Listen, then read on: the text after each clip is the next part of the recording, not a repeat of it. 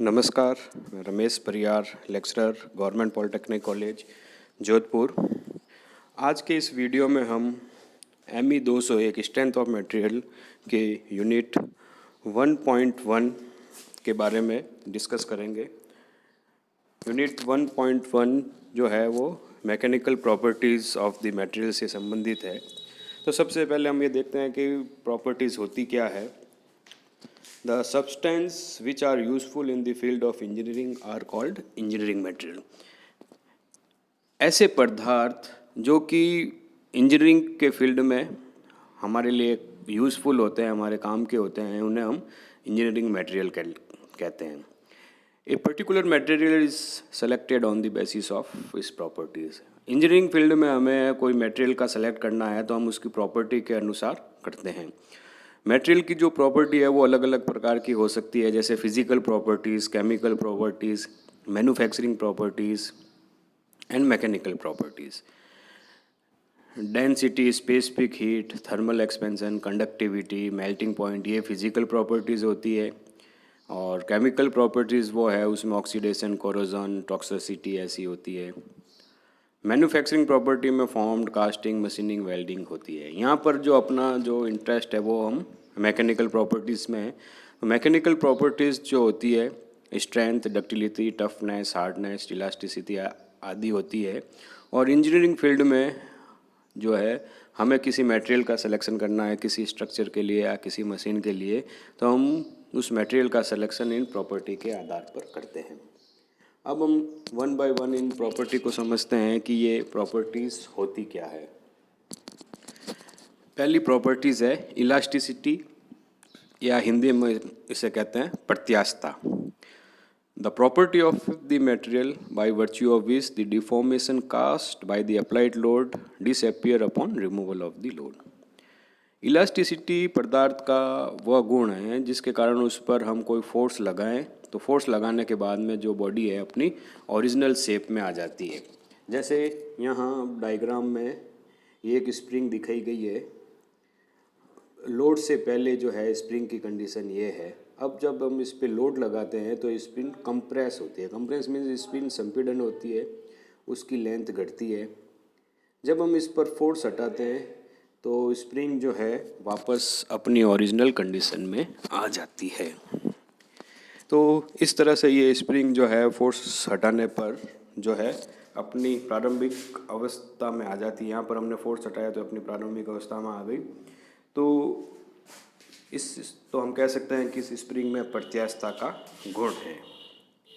जब हम किसी स्प्रिंग पर जब हम किसी पदार्थ पर लोड लगाते हैं तो जैसे ये कोई पदार्थ है, जैसे यहाँ पर जो है ये एक अपने पास एक इंजीनियरिंग मटेरियल है।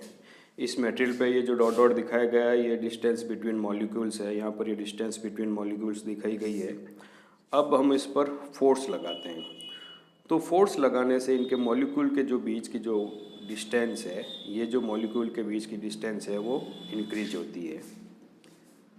अब अगर हम इस पर लगाया हुआ फोर्स वापस हटाएं और ये बॉडी अपनी जो है यहाँ पर प्रारंभिक अवस्था में आ जाती है, इनके बीच में जो मॉलिक्यूलर की डिस्टेंस है वो वापस कम हो गई है।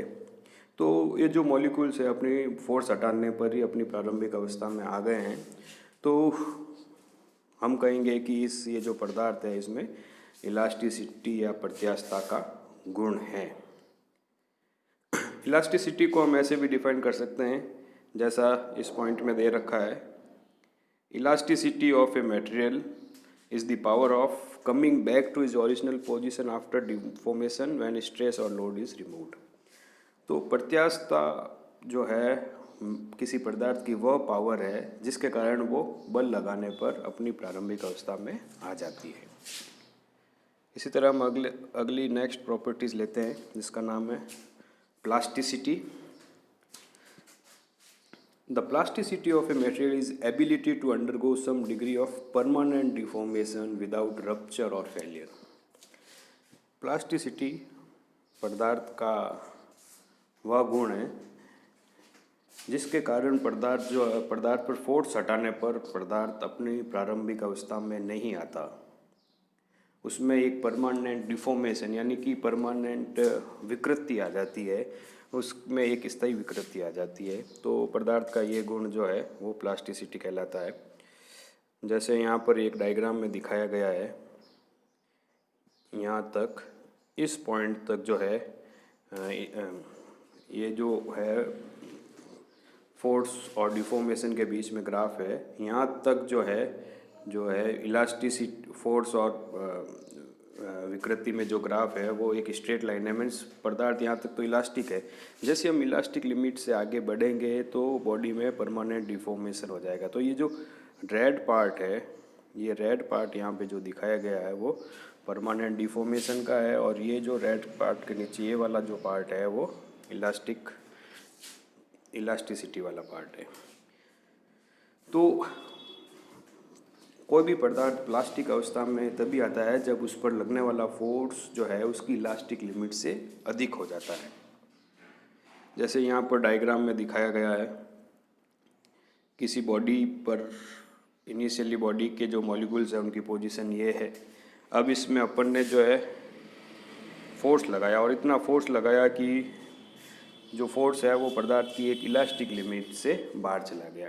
तो अब फोर्स हटाएंगे तो इनके बीच की जो डिस्टेंस है वो डिस्टेंस कुछ रहेगी, है ना। इनके बीच में जो है अब कुछ डिस्टेंस रहेगी, तो इस तरह से इस बॉडी में एक परमानेंट डिफॉर्मेशन हो जाता है। और ये परमानेंट डिफॉर्मेशन तभी होता है जब बॉडी पर लगने वाला फोर्स उसकी इलास्टिक लिमिट से ज़्यादा हो। नेक्स्ट प्रॉपर्टी का नाम है डक्टिलिटी, या हिंदी में हम इसे बोलते हैं तन्यता। हम इसको इस तरह से डिफाइन कर सकते हैं, it is the property of a material which enable it to draw out into the thin wires. Means तन्यता पदार्थ का वह गुण है जिसके कारण हम किसी पदार्थ को वायर के रूप में हम उसे खींच सकते हैं। जैसे यहाँ पर ये एक डायग्राम दिखाया गया है। इस डायग्राम में अपने पास ये जो है एक रॉड है। अब इस रॉड को हम एक डाई में से पास करते हैं। ये जो ब्लैक नज़र आ रहा है आपको, ये जो ब्लैक वाला पार्ट है, this is called die. Die को हम एक ऐसा समझ सकते हैं कि एक डिस्क होती है, उसके बीच में एक होल होता है। एक डिस्क है, ये जो ब्लैक कलर का है ये डिस्क है, और डिस्क के बीच में एक होल है, इसको हम बोलते हैं डाई। अब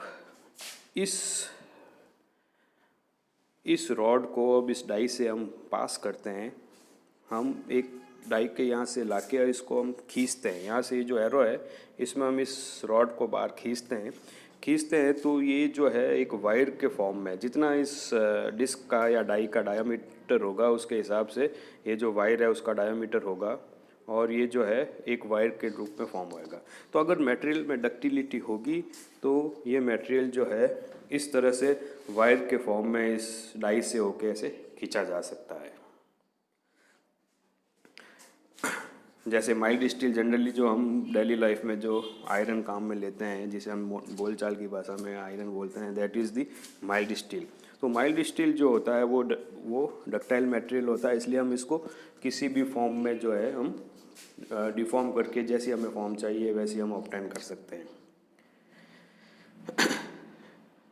जैसे ये यहाँ पर ये दे रखा है, हम ऐसे अगर हमें मटेरियल डक्टाइल है या नहीं इसलिए हमें टेस्ट करना है तो हम क्या कर सकते हैं, किसी मटेरियल को हम ऐसे फोर्स लगा के खींचते हैं, और खींचते हैं तो मटेरियल इस फॉर्म में, अगर इस फॉर्म में आता है, फेलियर होने से पहले इस फॉर्म में आता है, तो हम बोलेंगे कि मटेरियल जो है वो डक्टाइल है। The percentage elongation and reduction in the area in tension is often used as an empirical measure of the ductility। तो डक्टिलिटी को हम किस तरह से नापते हैं? डक्टिलिटी को नापने के लिए हम एक टर्म काम लेते हैं परसेंटेज इलोग्नेशन, यानी कि जो पदार्थ है वो कितना, उसकी लेंथ में कितना इंक्रीज हुआ है, वो कितना खींचा गया है। तो percentage increase in length means elongation, और दूसरा हम बोलते हैं कि उसका क्रॉस सेक्शन एरिया कितना रिड्यूस हुआ है। यहाँ पर जो है यहाँ पर हम देखें कि अभी यहाँ का क्रॉस सेक्शन एरिया ज़्यादा है और जैसे ही हमने इसमें फोर्स लगाया इसका क्रॉस सेक्शन एरिया यहाँ पर कम होता जा रहा है। तो कितना उसका क्रॉस सेक्शन एरिया कम हो रहा है और कितनी उसकी लेंथ में कितना चेंजेस आ रहा है, इसको हम as a measure of ductility यानी हम डक्टिलिटी को मापने के लिए हम कर सकते हैं। नेक्स्ट हम लेते हैं मेलेबिलिटी। मेलेबिलिटी को हम कह सकते हैं it is opposite to the ductility means malleability of a material is the ability to be flatten into thin sheet without cracking by hot और कोल्ड वर्किंग। मटेरियल पदार्थ का वह गुण है जिसके कारण पदार्थ को हम ऐसे हैमरिंग करके उसको एक चद्दर की फॉर्म में ला सकते हैं। जैसे यहाँ डायग्राम में दिखाया गया ये मटेरियल है, इस मटेरियल पर अगर हम हैमर कर रहे हैं, ये जो है एक मटेरियल है, इस मटेरियल पर अगर हम हैमरिंग करें तो हैमरिंग करने से मटेरियल इस फॉर्म में आ जाता है, ऐसा जो है वो चारों तरफ से ऐसे फैल जाता है। तो हम बोलेंगे कि इस पदार्थ में मेलेबिलिटी है। जैसे lead can be readily rolled and hammered into the thin sheet but can't be turn into wire. जैसे लेड होता है तो इसको हम पीट के चद्दर की फॉर्म में ला सकते हैं, लेकिन ये वायर की फॉर्म में नहीं आ सकता। क्योंकि इसमें मेलेबिलिटी है लेकिन इसमें डक्टिलिटी नहीं है। तो नेक्स्ट प्रॉपर्टीज़ हम लेते हैं ब्रिटलनेस या हिंदी में हम इसे बोलते हैं भंगुरता। It is the property of breaking without much permanent deformation. पदार्थ का वह गुण जिसके कारण ये पदार्थ जो है बिना कोई परमानेंट विकृति आए जो है फैल हो सकता है, उसे हम ब्रिटलनेस कहते हैं। जैसे ग्लास है, ग्लास को अगर हम एक कांच की ग्लास को अगर हम हाथ से फेंकें तो वो सीधे नीचे गिरते ही सीधे टूट जाएगी, सीधे क्रैक होगा, उसमें पहले कोई डिफॉर्मेशन नहीं होता। तो ऐसा मटेरियल जिसमें बिना कोई परमानेंट डिफॉर्मेशन हुए जो है उसमें फेलियर हो जाता है या पदार्थ टूट जाता है, उसे हम ब्रिटलनेस कहते हैं। यहाँ हम ऐसा कह सकते हैं जो भी नॉन डक्टाइल मटेरियल, ऐसे मटेरियल जो डक्टाइल नहीं है वो ब्रिटल होते हैं। जैसे यहाँ डायग्राम में दिखाया गया है कि एक मटेरियल है, ये एक डक्टाइल मटेरियल है। इस डक्टाइल मटेरियल के दोनों तरफ अगर हम इधर और इधर फोर्स लगाएं तो एक फोर्स मैंने इधर लगाया, एक फोर्स इधर लगाया। इस फोर्स लगाने से जो ऐसे मैं फोर्स लगा रहा हूँ तो मटेरियल का जो एरिया है वो यहाँ पर एरिया धीरे धीरे कम होगा। अगर और हम फोर्स लगाएं तो ये वो एरिया और कम होगा और फाइनली ऐसी कंडीशन आ जाएगी कि ये जो मटेरियल है वो फेल हो जाएगा या ब्रेक हो जाएगा। तो ये तो हो गया डक्टाइल मटेरियल के केस में। अब अगर हम यही एप्लीकेशन एक ब्रिटल मटेरियल को लें और ब्रिटल मटेरियल पर ऐसे फोर्स लगाएं तो वो सडन ब्रेक हो जाएगा। उसमें ऐसा कोई इस तरह जैसे डक्टाइल मटेरियल में परमानेंट डिफॉर्मेशन हुआ है, इसमें कोई ऐसा डिफॉर्मेशन नहीं होगा। तो इस तरह से जो भंगुर पदार्थ होते हैं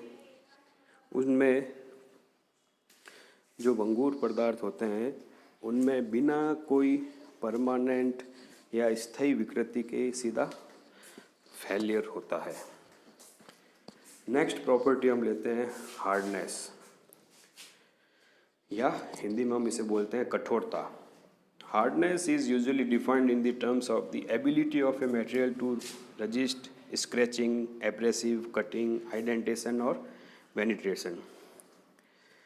तो हम इस तरह से कर सकते हैं कि हार्डनेस किसी पदार्थ का वह गुण है जो कि उसके स्क्रैचिंग या एब्रेशन के अगेंस्ट में जो प्रतिरोध होता है उसे हम हार्डनेस कहते हैं। मीन्स किसी भी पदार्थ को अगर हम स्क्रैच करें या उसे एब्रेशन हो, उस एब्रेशन या स्क्रैचिंग के विरोध में उसका जो प्रतिरोध होता है उसे हम हार्डनेस कहते हैं।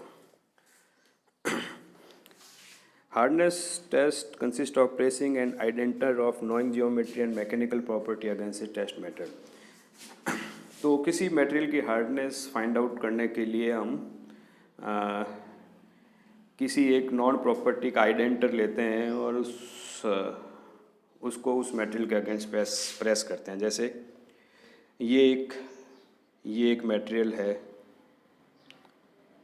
इस मटेरियल को हम यहाँ से फोर्स करते हैं, इसके नीचे एक बॉल लगी हुई है। फोर्स करने से क्या होगा कि इसमें जो यहाँ पर जो है, यहाँ पर एक हल्की सी कैविटी होगी और ये बॉडी जो है इस स्क्रैच के अगेंस्ट में जो है वो रजिस्ट करेगी।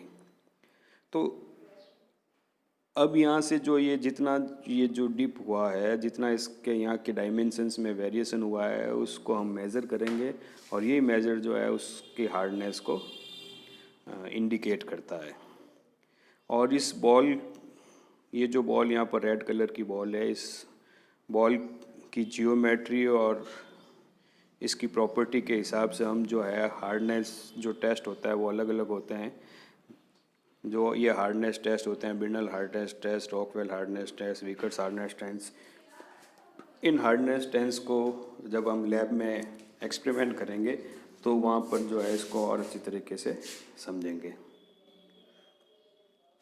नेक्स्ट प्रॉपर्टी जो है उसका नाम है टफनेस, और ये इसको हम इस तरह से डिफाइन कर सकते हैं। It is the ability of a metal to deform plastically and absorb energy in the process before fracture is called toughness।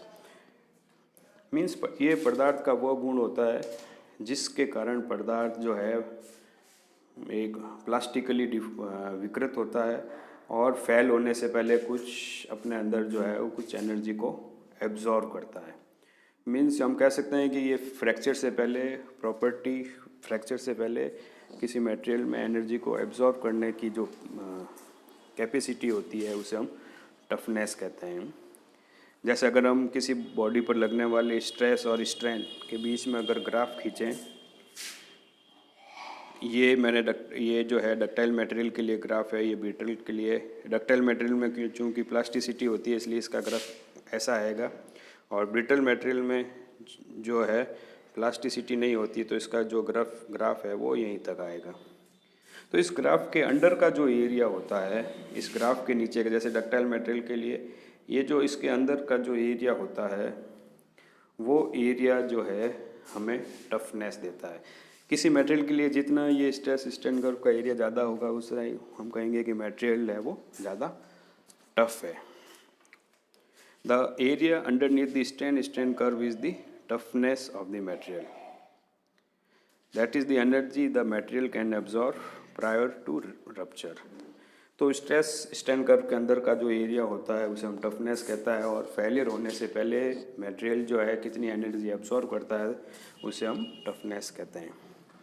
Toughness is a good combination of strength and ductility. A material with high strength and high ductility will have more toughness than a material with low strength and high ductility. किसी material के tough होने के लिए उसमें strength भी होनी चाहिए और डक्टिलिटी भी होनी चाहिए। अगर मटेरियल की स्ट्रेंथ और डक्टिलिटी दोनों अच्छी होगी तो हम बोलेंगे कि जो मटेरियल है वो टफ है। ए material with high strength and high ductility will have more toughness. अगर किसी मटेरियल में स्ट्रेंथ भी ज़्यादा है और डक्टिलिटी भी ज़्यादा है तो उसकी टफनेस ज़्यादा होगी। लेकिन अगर किसी मटेरियल की डक्टिलिटी ज़्यादा है लेकिन उसकी स्ट्रेंथ कम है तो हम कहेंगे कि उसकी जो टफनेस है वो कम है।